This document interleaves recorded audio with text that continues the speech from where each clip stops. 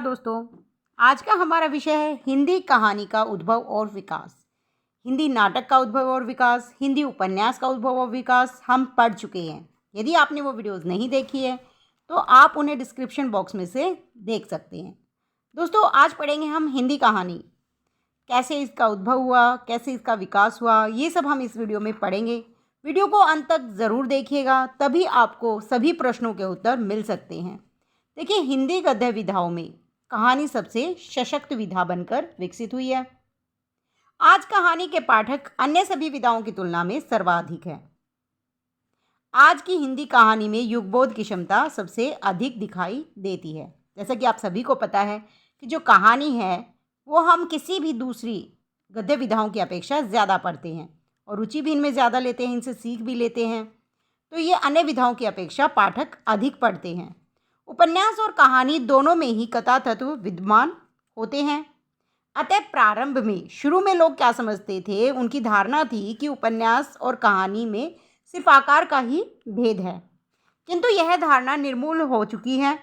जो जो कहानी का शिल्प विधि का विकास होता गया, उपन्यास से उसका पार्थक्य भी अलग झलकने लगा।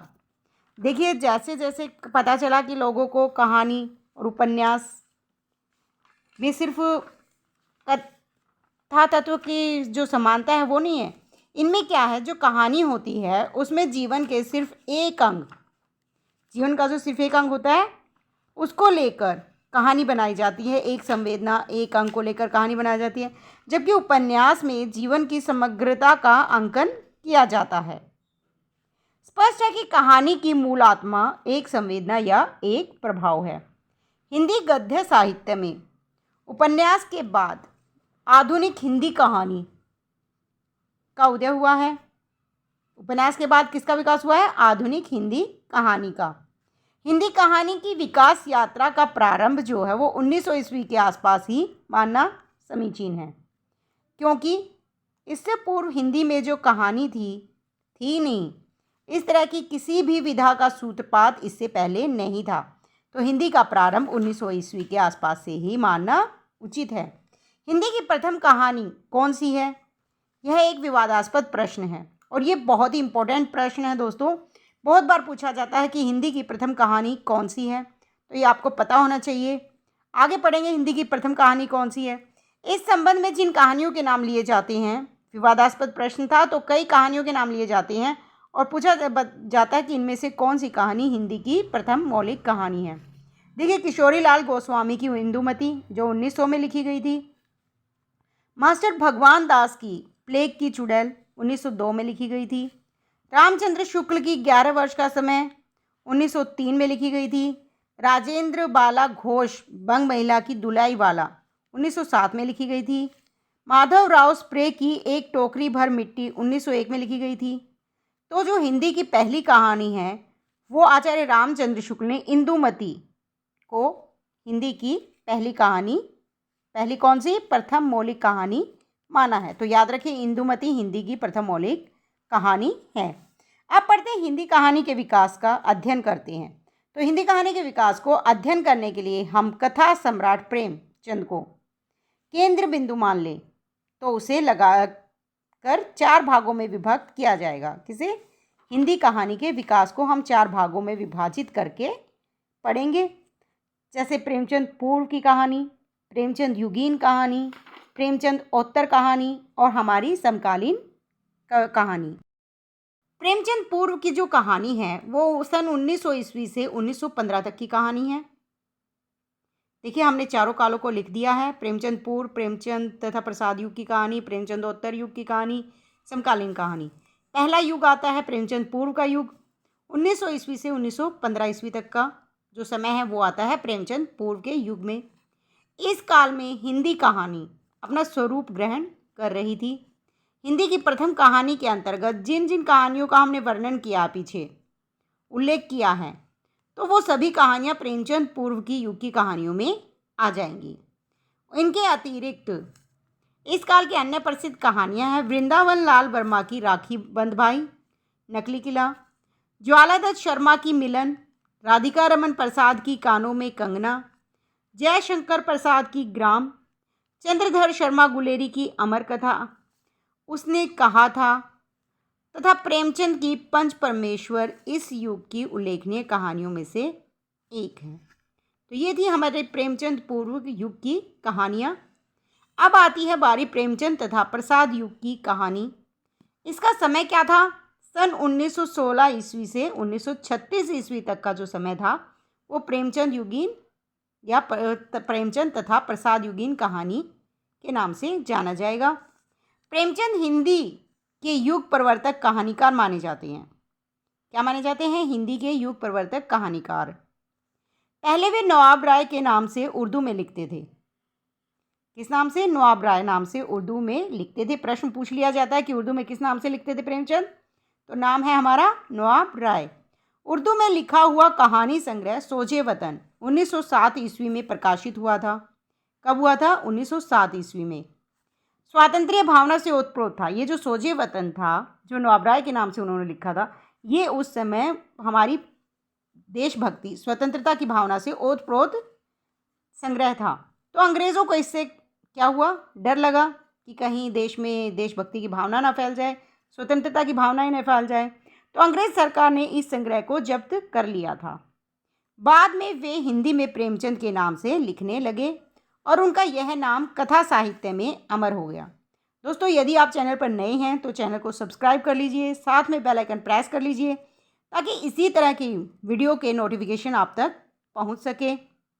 और यदि वीडियो अच्छी लग रही है तो लाइक ज़रूर कीजिएगा और शेयर भी करना ना भूलें। प्रेमचंद जी ने लगभग 300 कहानियों की रचना की। कितनी कहानियों की? लगभग 300 की। और ये 300 कहानियाँ जो है मानसरोवर के 8 खंडों में प्रकाशित हुई हैं। याद रखिए, मानसरोवर के 8 खंडों में प्रकाशित हुई हैं प्रेमचंद की कहानियाँ। उनकी कहानियाँ हैं पंच परमेश्वर, सौत, शतरंज के खिलाड़ी, नमक का दारोगा, गृहदा, पूस की रात, आप बीती, दो बैलों की कथा, ईदगाह, बड़े भाई साहब आदि। कफन प्रेमचंद की आखिरी कहानी है जो 1936 ईस्वी में प्रकाशित हुई थी। इस युग के प्रतिभाशाली कथाकार में के रूप में श्री जयशंकर प्रसाद का नाम लिया जाता है। याद रखिए, प्रेमचंद के बाद नाम आता है इस युग में जयशंकर प्रसाद का। उनके 5 कहानी संग्रह प्रकाशित हुए हैं। किनके? जयशंकर प्रसाद के। कौन कौन से? छाया, प्रतिध्वनि, आकाशदीप, आंधी, इंद्रजाल। इसके बाद एक से बढ़कर एक कहानीकार हुए। सुदर्शन के कहानी संग्रह हैं सुदर्शन सुधा, सुदर्शन सुमन, पुष्पलता, सुप्रभात, तीर्थ यात्रा आदि। पांडे पेचन शर्मा उग्र के कहानी संग्रह चिंगारियाँ, शैतान मंडली, इंद्रधनुष आदि। राधिका रमन प्रसाद सिंह की कहानियाँ कानों में कंगन, दरिद्र नारायण और पैसे की घूनी आदि हैं। विश्वंभरनाथ शर्मा कौशिक, चतुर्सेन शास्त्री, राय कृष्णदास, जैनेन्द्र आदि इस युग के अन्य प्रमुख कहानीकार हैं। सभी कहानीकारों के नाम लिखना आसान नहीं है। जो जो प्रमुख हैं उनके नाम और उनकी रचनाएं संग्रह बता दिए गए हैं। आगे आती है बारी प्रेमचंदोत्तर युग की कहानी। 1936 से 1950 ईस्वी तक की जो समय है वो आता है प्रेमचंदोत्तर युग की कहानी का। इस युग के प्रमुख कहानीकार कौन कौन हैं? यशपाल, अज्ञे, इलाचंद्र जोशी, जैनेन्द्र के नाम उल्लेखनीय है। यशपाल जो है वो प्रगतिवादी कहानीकार थे। अज्ञे, इलाचंद्र जोशी और जैनेन्द्र जो है वो मनोविश्लेषणवादी कहानीकार थे और ये इस युग के प्रमुख कहानीकार हैं। यशपाल प्रगतिवादी कथाकारों में सर्वप्रमुख हैं। इनके कहानी संग्रह हैं वो दुनिया, पिंजड़े की उड़ान, फूलों का कुर्ता, तर्क का तूफान, चक्कर, क्लब आदि। अब पढ़ते हैं अज्ञे जी के जो कहानी संग्रह है या रचना कहानियाँ हैं। देखिए इनकी कौन कौन सी कहानियाँ अज्ञे जी की। रोज, खितिन बाबू, पुलिस की सीटी, हजामत का साबुन आदि कहानियाँ इनकी प्रसिद्ध हैं।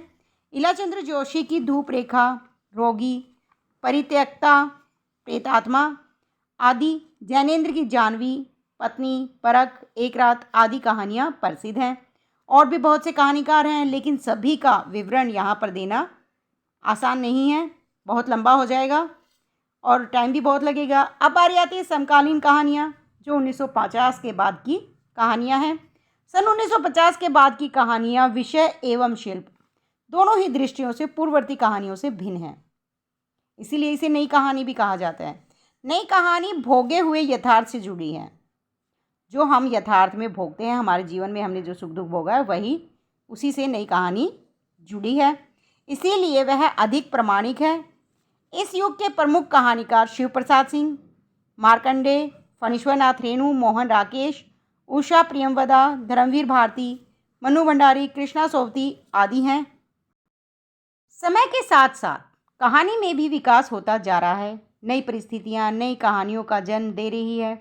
नई कहानी समाज का जो दर्पण है, नहीं क्या सभी कहानियाँ जो है समाज का दर्पण होती है। समाज में जो देखा जाता है, कहानीकार उसी को अपनी कहानियों में दिखा देते हैं, जो समाज की स्थितियों को हमारे सामने उजागर करती है।